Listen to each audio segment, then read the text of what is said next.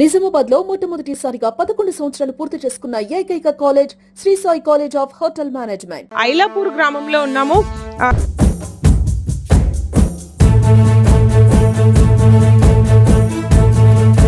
చదువుకునే వాళ్ళ కోసం కావచ్చు, అక్షరాస్యత కోసం కావచ్చు, ఎట్లాంటి నిర్ణయాలు తీసుకుంటున్నారు? నా దగ్గర ఉండే స్టూడెంట్స్ కానీ వాళ్ళందరూ ఇలా మిలిటరీలో వెళ్ళడం, కానిస్టేబుల్ చేయడం జరిగింది.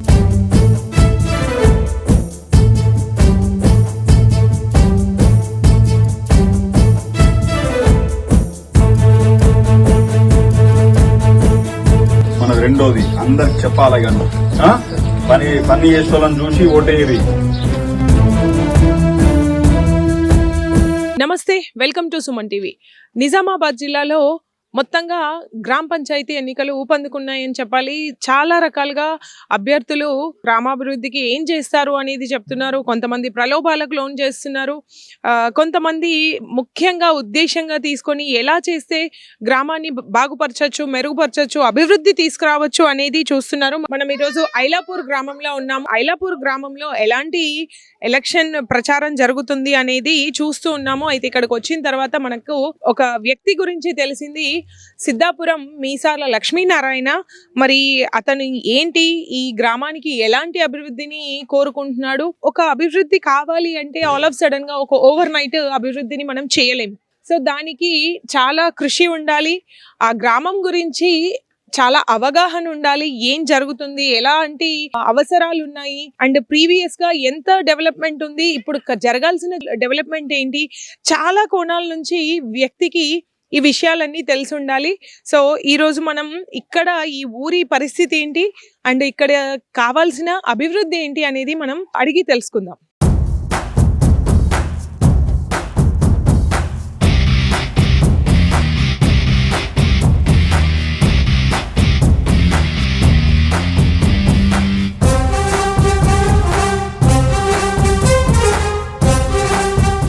నమస్తే అండి. నమస్కారం మేడం. ఇక్కడ ప్రచారం జరుగుతుంది, చూస్తున్నాము. ఎలక్షన్స్ అనగానే ఓటర్లను మభ్యపెట్టే కార్యక్రమం ఫస్ట్ ఉంటది. మరి ఓటర్లను మభ్యపెట్టడం కాకుండా మీరు మీ ఊరి కోసం ఏం డెవలప్మెంట్ ఆలోచిస్తున్నారు? విలేజ్లో చాలా సమస్యలు మేడం. విలేజ్లో డ్రైనేజీలు కానీ, సీసీ రోడ్లు కానీ, ప్లస్ మెయిన్ రోడ్డు గత 20 సంవత్సరాల క్రితం పోసిన రోడే ఉంది. ఇప్పటిదాకా రోడ్డు పోయలేదు. ఆ రోడ్డు కార్యక్రమాలు ప్లస్ పంట పొలాలకు వెళ్ళడానికి రోడ్ల మీద కేజీవీల్స్ వెళ్ళడం వల్ల ఖరాబ్ అవుతుంది. పంట పొలాలకు వేయడం కోసం, మొరం రోడ్లు వేయించడం కోసం కృషి చేస్తాం మేడం. మరి ముఖ్యంగా ఒక ఊరు డెవలప్ అవ్వాలి అంటే, అభివృద్ధి జరగాలి అంటే యువతకి ముఖ్య ప్రాధాన్యత ఇవ్వాలి.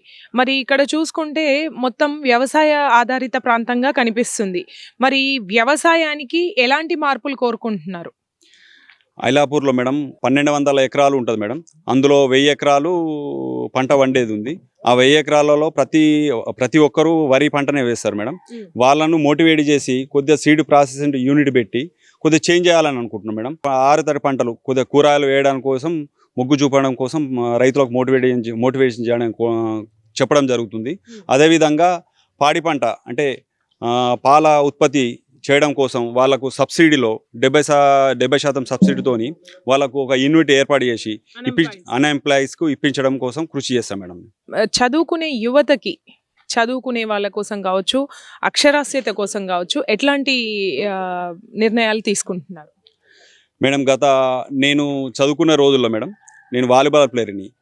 గ్రౌండ్లో ప్రతి విద్యార్థిని అందరు గ్రౌండ్లోకి తీసుకెళ్ళి వాళ్ళకు మోటివేట్ చేసి గేమ్స్ ఆడించేవాళ్ళని. ప్రతి 15 ఆగస్టు కానీ, జనవరి 26 కానీ వాళ్ళ స్పోర్ట్స్ మెటీరియల్స్ ఇవ్వడం కానీ, వాళ్ళని ప్రోత్సహించడం చేసిన మేడం. నా దగ్గర ఉండే స్టూడెంట్స్ కానీ వాళ్ళందరూ ఇలా మిలిటరీలో వెళ్ళడం, కానిస్టేబుల్ చేయడం జరిగింది. ఈ మధ్య తగ్గింది మేడం, తగ్గింది. వాళ్ళని కూడా మోటివేట్ చేసి మళ్ళీ స్పోర్ట్స్ ద్వారా వాళ్ళకు ఎంకరేజ్ చేస్తే వాళ్ళకు మరీ జాబ్స్కు ఎంకరేజ్ చేయడం కోసం మళ్ళీ స్పోర్ట్స్ కానీ, మిలిటరీలో కానీ, కానిస్టేబుల్ కానీ ఈ ప్రోత్సాహంగా ఉంటుందని చెప్పేసి వాళ్ళకు మోటివేట్ చేద్దాం, ఇంట్రెస్ట్ క్రియేట్ చేసి ప్రోత్సాహంగా వాళ్ళకు అన్ని విధాలుగా సాయం చేద్దామని అనుకుంటున్నాం మేడం. మహిళలకి ఏ విధంగా ఏం కావాలి అని కోరుకుంటున్నారు ఈ ఊరి గ్రామ ప్రజల్లో?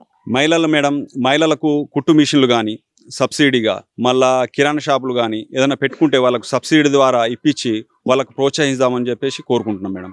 వాళ్ళు ఏమన్నా కావాల్సిన వాళ్ళు అనుకుంటే నన్ను కలవడం వల్ల నేను వాళ్ళకి ఇప్పించడం జరుగుతుంది మేడం. సబ్సిడీ ద్వారా 70 సబ్సిడీ గవర్నమెంట్ ఇస్తుంది కనుక వాళ్ళకి 70% సబ్సిడీతోని కూరగాయల షాపు కానీ లేదా కిరాణా షాపు కానీ లేదంటే కుట్టు మిషన్లు కానీ ఇప్పించడం చేస్తాం మేడం. అయితే మీరు గ్రామ పంచాయతీ లెవెల్లో ఎట్లాంటి జరిగి అసంపూర్ణంగా ఉన్న పనులు ఏంటి, వాటిని మీరు ఏ విధంగా కంప్లీట్ చేస్తారు? మేడం ఏదైతే ఉందో అసంపూర్ణంగా గ్రామ పంచాయతీ అసంపూర్తిగా ఉంది మేడం. దాన్ని పూర్తి పంచాయతీ భవన్ దాన్ని పూర్తి చేయిస్తాం మేడం. మహిళా సంఘం కూడా అసంపూర్తిగా ఉంది, దాన్ని కూడా పూర్తి చేయిస్తాను. ఏదైతే సీసీ రోడ్లు ఉన్నాయో డ్రైనేజీలు ఉన్నాయో అవి కూడా అసంపూర్తిగా ఉన్న ప్లేస్లలో ఉన్నాయి, అవి కూడా పూర్తి చేస్తాం మేడం. మొత్తంగా మీ మేనిఫెస్టో ఏంటి ఫైనల్గా? మేనిఫెస్టో ఏంటంటే మేడం, ఎక్కడైతే ఆ వాడవాడలు ఉన్నాయో డ్రైనేజీలు లేవు, డ్రైనేజీలు చేస్తాం మేడం.